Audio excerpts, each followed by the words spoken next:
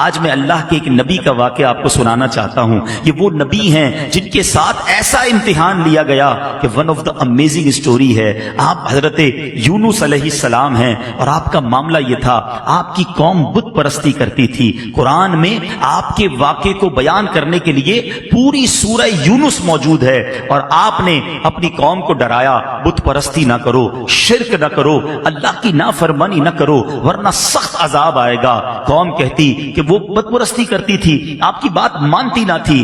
آخر کار آپ کی قوم کو آپ نے کہہ دیا بس اب عذاب آنے ہی کو ہے, کسی وقت بھی عذاب آ جائے گا, اب اللہ کی طرف سے عذاب آنے والا ہے. قوم نے کہا, پلاننگ کی, حضرت یونس پر نظر رکھو, اگر یہ ہمارے شہر میں ہیں تو عذاب نہیں آئے گا, جس دن یہ شہر سے نکل جائیں سمجھ لو عذاب آنے والا ہے. کمال کا عقیدہ تھا, بتوں کو پوچھتے تھے مگر دل میں یہ بھی جانتے تھے یہ اللہ کے نبی شہر میں رہیں گے, اللہ عذاب نہیں بھیجے گا. بہرحال آپ ایک رات تشریف لے گئے, قوم کو پتہ چل گیا, بادل بھی آ گئے, کالی بدلیاں بھی آ گئیں, عذاب کے جو آثار تھے وہ نمودار ہو گئے. اب قوم نے کیا کیا, ساری قوم میدان میں جمع ہوئی ننگے سر. اب اللہ کی بارگاہ میں رونے لگے, جس پر ظلم کیا تھا اس سے معافی مانگنے لگے. اب جس کا قرضہ دینا تھا اس کے قرضے لوٹا دیے. بچے, بوڑھے, عورتیں روتے روتے اللہ کی بارگاہ میں دعا کرنے لگے, یا اللہ اب معاف کر دے, عذاب نہ بھیجیو, بت پرستی سے توبہ کرتے ہیں, حضرت یونس پر ایمان لے آئیں گے, اے اللہ اس بار عذاب کو ٹال دے. اتنا گر گڑائی قوم, اتنا گر گڑائی قوم کہ سبحان اللہ وہ آتا عذاب واپس چلا گیا. ادھر حضرت یونس علیہ السلام باہر شہر سے یہ سوچ کر چلے گئے تھے کہ جب میں واپس آؤں گا اس قوم نے تباہ ہو جانا ہے, مگر جب آپ واپس آئے تو کوئی عذاب نہیں آیا تھا, ایوری تھنگ از اوکے.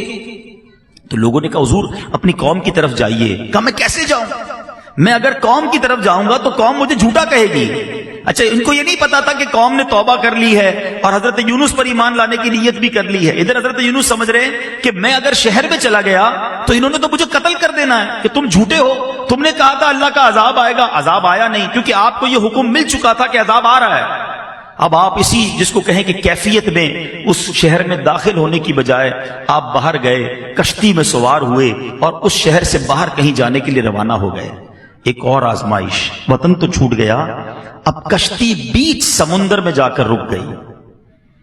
اب اس زمانے کی قوم کا ایک اصول تھا کہ جو بھاگا ہوا غلام ہوتا تھا نا, وہ جب کشتی کہیں رک جائے تو سمجھ لو اس کشتی میں کوئی بھاگا ہوا غلام ہے. اب انہوں نے کہا کون ہے, تو ایک قرآن دازی ڈالی گئی اور اس قرآن دازی میں حضرت یونس ہی کا نام نکل آیا. بھری کشتی سے بیچ سمندر میں آپ کو انہوں نے دریا میں سمندر میں ڈال دیا. There is no life jacket on that time, کوئی لائف جیکٹ نہیں تھا, آپ کو سمندر میں ڈال دیا, کشتی آگے چلی گئی. اللہ کے نبی ہیں. آزمائش دیکھو, تو ایک بڑی سی مچھلی آئی اور حضرت یونس علیہ السلام کو اس نے نگل لیا. آزمائش پر ایک اور آزمائش, اللہ اکبر. مگر زباں پر شکوہ نہیں تھا, شکایت نہیں تھی کہ یا اللہ تیرا نبی اور میرا یہ حال. اللہ اکبر, آپ کی عاجزی دیکھیں, آپ نے اس مچھلی کے پیٹ میں وظیفہ کرنا شروع کر دیا. اور یہ کون سا وظیفہ تھا؟ لا الہ الا انت سبحانک انی کنت من الظالمین. جو آیت کریمہ ہم پڑھتے ہیں نا, یہ کہاں سے ملی ہے؟ یہ حضرت یونس علیہ السلام نے مچھلی کے پیٹ میں اس کا ورد کرنا شروع کر دیا. ایک عاجزی کا انداز تھا, ایک گر گڑانے کا انداز تھا, ایک توبہ کا انداز تھا.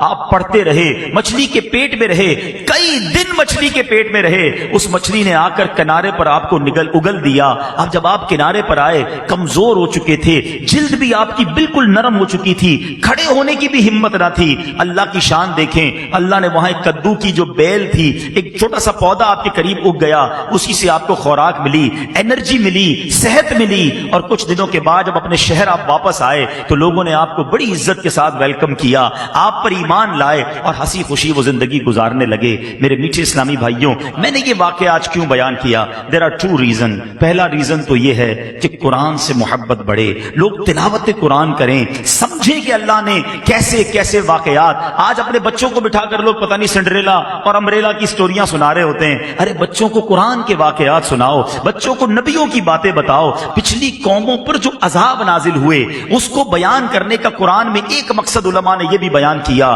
تاکہ تم ایسا نہ کرنا، تم یہ غلطی نہ کرنا۔ دیکھو پچھلی قوموں میں کسی نے معاذ اللہ بدکاری کی، عذاب آ گیا، جھوٹ بولا، عذاب آ گیا، ناپ تول میں کمی کی، عذاب آ گیا، بچوں کے ساتھ برے فعل کیے، عذاب آ گیا، بت پرستی کی، عذاب آ گیا، ایسے ایسے عذابات ذکر کیے گئے کہ دیکھو تم یہ نہ کرنا۔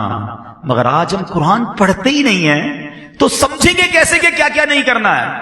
بدقسمتی سے اگر آپ یقین کریں، تھورلی دیکھیں نا، تو پچھلی قوموں نے جو ایک ایک گناہ کیا، ایک ایک غلطی کی اور عذاب آ گیا نا، آج ہمارے اندر وہ ساری غلطیاں نظر آ رہی ہیں۔ یہ تو یقین کریں ہم نبی پاک کے امتی ہیں، یہ سرکار علیہ الصلوۃ والسلام کا کرم ہے کہ ہم پر اس طرح آسمانی عذاب نازل نہیں ہو رہا۔ لیکن دیر از اے ڈے، ایک دن تو ہے نا جس دن جواب دینا ہے، پھر ایک دن تم سے ہر نعمت کے بارے میں سوال ہوگا۔ ادھر کیسے جواب دیں گے کہ قرآن میں بتایا تھا جھوٹ نہ بولنا، قوم عذاب میں گرفتار ہو گئی، قرآن میں بتایا تھا ناپ تول میں کمی نہ کرنا، میں نے اپنا عذاب ان پر بھیج دیا، قرآن میں بتایا تھا بدکاری نہ کرنا، اس قوم پر میں نے اپنا عذاب نازل کیا۔ پڑھتے تو جواب دیں گے نا، تو پلیز یوں نہ کرو، قرآن سے دوستی کیجیے، قرآن کو تھام لیجیے، قرآن پر عمل کیجیے، یقین کریں لائف بہترین ہو جائے گی۔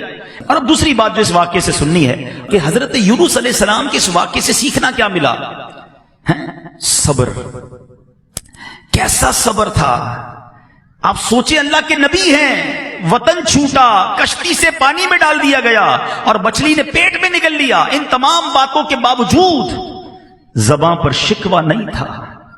مگر آج چھوٹی چھوٹی تکلیف پر، چھوٹی چھوٹی آزمائش پر زبان پر شکوے ہیں، شکایتیں ہیں۔ ہمارے ایک بہت اچھے دوست ہیں، ان کے والد صاحب کو جب فالج کا اٹیک ہوا، میں ان سے ملنے گیا، فالج کے اٹیک سے وہ ٹھیک ہو گئے، باتیں بھی کر رہے تھے، اللہ نے کرم کیا، مگر ایک پرابلم باقی رہ گیا۔ وہ پرابلم کیا تھا کہ ان کے منہ میں، یعنی اب ایک بات سمجھیے گا کہ ان کے منہ میں، اب جیسے یہ گلاس ہے نا، یا کوئی بھی نوالا یا پانی کا گھونٹ ہم پیتے ہیں، دیکھیں میں اور آپ جب نگلتے ہیں نا، ہم جب یہ کرتے ہیں تو یہ نوالا یا گھونٹ اندر جاتا ہے۔ آپ زبان پر نوالا رکھ دیں یا گھونٹ رکھ دیں، وہ خود اندر نہیں جائے گا، ہمیں ایک ایکشن کرنا پڑے گا جس سے وہ حلق کے اندر اترے گا۔ ان صاحب کو بیماری یہ ہو گئی کہ سارا جسم ٹھیک ہو گیا، جو فالج ہوا تھا دماغ میں اس کا ایک حصہ ڈیمیج ہوا، اور یہ دماغ کا وہ حصہ تھا جو انسان کے اس ایکشن کا آرڈر دیتا تھا کہ انسان حلق سے نوالا اتار لے۔ وہ کہتے سب ٹھیک ہے، دیکھیں عبدالحبیب بھائی آپ کے سامنے باتیں بھی کر رہے ہیں، مگر منہ میں نوالا رکھ دیں تو نوالا نگل نہیں سکتے۔ میں نے کہا اس کا علاج کیا ہے؟ کہتے ڈاکٹر، بڑے بڑے ڈاکٹرز کو دکھا، میں نے بتایا نا بہت بڑے، اللہ نے بڑا نوازا ان کو۔ کہتے ڈاکٹر کہتے ہیں کوئی علاج نہیں ہے، انتظار علاج ہے۔ اللہ کی شان ہے کہ دماغ جو ہے نا، یہ خود تھوڑے عرصے بعد ایک اور پارٹ آف دا برین کو آرڈر دے گا کہ اب تم یہ کام کرنا شروع کر دو، پھر وہ یہ کام شروع کرے گا تو ان کا نوالا اترنا شروع ہو جائے گا۔ 15-20 دن، مہینہ گزرا، میں نے پوچھا اب ابو کی طبیعت کیسی ہے؟ کہہ رہے ابو بالکل ٹھیک ہو گئے، نوالا اترنا شروع ہو گیا ہے۔ یار آپ سوچیں کہ میں اور آپ جو ہر نوالا کھا رہے ہیں، ہر گھونٹ پی رہے ہیں، اس میں اللہ کی کتنی بڑی نعمت ہے ہمارے ساتھ۔ لوگ نوالا نہیں اتار پا رہے جن کو یہ بیماری ہے۔ خدا را قدر کرو رب کی نعمتوں کی، شکوہ نہ کیا کریں۔ پریشانی چھوٹی سی آتی ہے اور ہم شکوہ شکایت کا دفتر کھول دیتے ہیں۔ بات تھوڑی سی صوفیانہ ہے، بڑی باریک ہے، لیکن آپ سمجھیں گے تو بہت گہری بات ہے۔ ایک شخص حضرت رابعہ بصری رضی اللہ تعالیٰ عنہ کے پاس سے گزرا، سر پر اس نے پٹی باندھی ہوئی تھی۔ آپ نے کہا کہ یہ پٹی کس چیز کی باندھی ہے؟ کہ حضور سر میں درد ہے اس لیے پٹی باندھی ہے۔ کمال کی بات کہی۔ آپ کہتی ہیں آج سر میں درد ہوا ہے تو تکلیف کی پٹی باندھی ہے، جب اللہ نے صحت مند رکھا تھا تو صحت کی پٹی باندھی تھی۔ بات گہری ہے، سمجھیے گا۔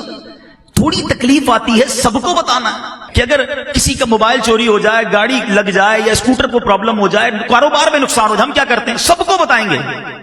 سب کو بتانے سے ثواب تو گیا نا؟ کیا وہ دے دے گا آپ کو وہ چیز؟ اچھا جب نفع ہوتا ہے، آج 5000 کا نقصان ہوا تو پورے شہر کو پتا چل گیا، پورے محلے کو پتا چل گیا۔ جس دن آپ نے 50,000 کمائے اس دن ہمیں بتایا کہ آج عبدالحبیب بھائی بڑے پیسے کمائے؟ نہیں بتاتا کوئی، اپنی نعمتیں نہیں بتاتے، اللہ کی مہربانیاں نہیں بتائیں گے، نقصان سب کو بتائیں گے۔ اور میں آپ کو صحیح بتاؤں، گھر والوں کو تو زیادہ نہیں بتاتے کہ گھر والوں کو بتائیں گے آج بڑی زبردست دیہڑی لگی ہے تو خرچہ شروع کر دیں گے گھر والے۔ تو یہ باتیں بھی نہ بتائیں، اگر مشکل آ گئی ہے نا، صبر کریں اور اس کا ثواب کمائیں۔ تو حضرت یونس علیہ السلام کا جو میں نے آپ کو قرآنی واقعہ سنایا، یہ میسج دیتا ہے کہ آزمائشیں آئیں گی، پریشانیاں آئیں گی زندگی میں، صبر کرنا، آزمائش پر صبر کرنا، اللہ کی ہر فیصلے پر شکر کرنا، جو دیا اس پر اللہ کا شکر ادا کرتے رہنا۔ قرآن میں رب نے وعدہ فرمایا ہے تم میرا شکر ادا کرو میں تمہیں اور عطا فرماؤں گا۔ آپ شکر تو کریں، جو بھی دیا اس پر شکر کریں۔ جو میں نے کہا نا کہ ہم جتنے بھی لوگ بیٹھے ہیں ہم سے زیادہ پریشان ہیں، لوگ مصیبت میں ہیں۔ ایک بزرگ کے بارے میں آتا ہے کہیں روڈ پہ جا رہے تھے، پیر میں جوتے نہیں تھے، کہا یا اللہ جوتے ہی نہیں دیے مجھے۔ تھوڑی دیر ہوئی تو برابر سے ایک بندہ نکلا جس کے پیر ہی نہیں تھے، کہا یا اللہ معاف کر دے، مالک پیر تو دیے، تیری مہربانی۔ جب بھی یہ احساس ہونا کہ میں کچھ لوگوں سے پیچھے رہ گیا ہوں، میرے پاس کم ہیں چیزیں، اپنے سے کمتر کو دیکھ لینا، زبان سے شکر نکلے گا۔ اللہ مجھے اور آپ کو صبر کرنے والا بنا دے۔